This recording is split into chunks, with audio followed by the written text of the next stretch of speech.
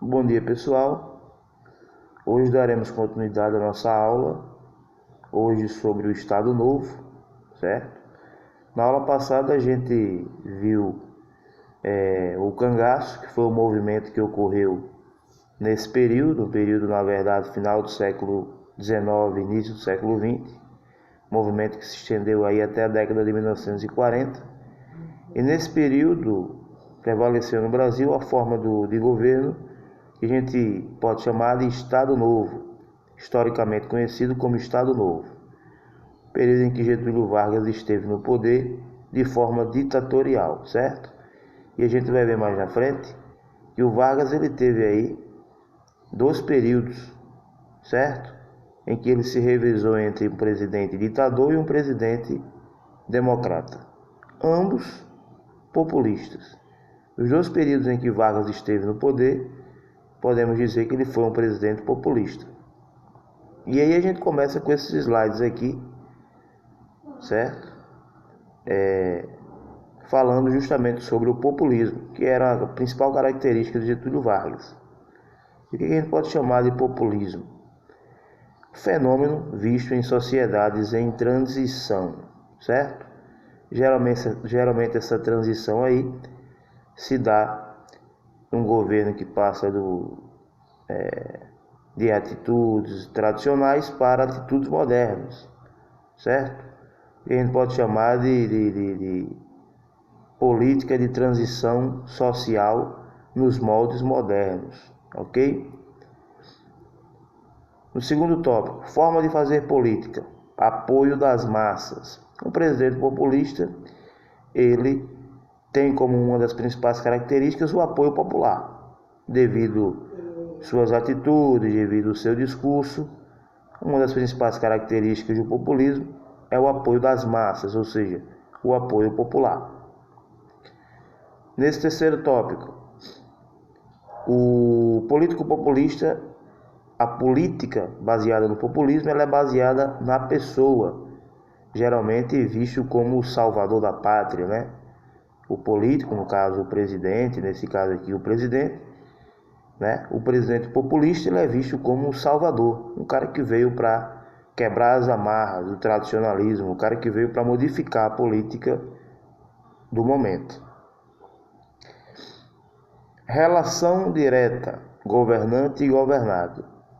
Ou seja, deixa-se de existir uma relação de governo, de Estado, e governado, e passa a existir uma relação direta entre o próprio governante, ou seja, o presidente, e o governado.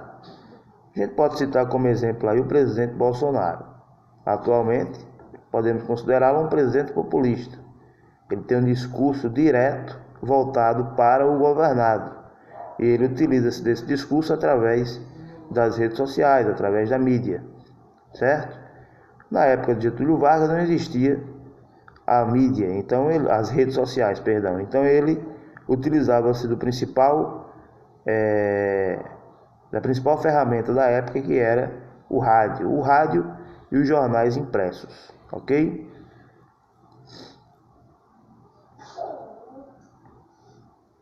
E aí vamos entender um pouco do contexto interno no Brasil daquela época. Existia aí uma divisão entre nacionalistas e entreguistas, certo? Os nacionalistas, então, eles acreditavam no projeto de desenvolvimento do país e eles criticavam a entrada de capital internacional. Eles não eram a favor do financiamento internacional dentro do Brasil. E os entreguistas? Os entreguistas, eles não acreditavam no projeto de desenvolvimento autônomo e eles defendiam que o Brasil, sim, deveria contar com o capital estrangeiro. E o Brasil deveria, sim, receber capital estrangeiro. Certo? E é aí que vai entrar empresas internacionais no Brasil, nesse período. E aí o contexto desse governo, a gente pode citar a Segunda Guerra. Lembrando que a Segunda Guerra Mundial ela ocorreu entre 1939 e 1945, e aí entra justamente nesse contexto. Durante a Segunda Guerra, o Brasil, então, ao lado dos aliados, E aí, primeiro, contra o totalitarismo, certo? O que era uma contradição, porque o Brasil, naquele período, era uma ditadura. E, pelo que já estudamos, o totalitarismo foi uma ditadura. Foram ditaduras, né? Ditaduras daquele período. Então, olha que contradição. O Brasil, então, era um país ditatorial, porém usava o discurso contra o totalitarismo.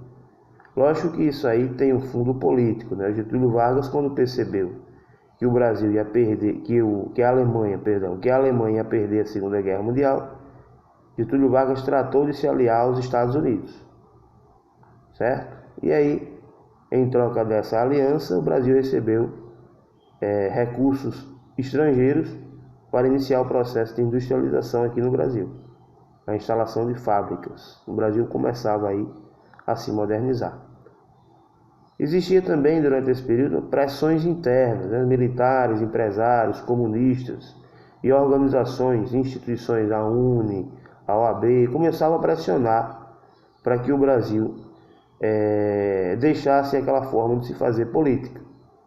E a pressão externa vinda dos Estados Unidos. Os Estados Unidos que tinham interesse em fazer aí acordos econômicos com o Brasil.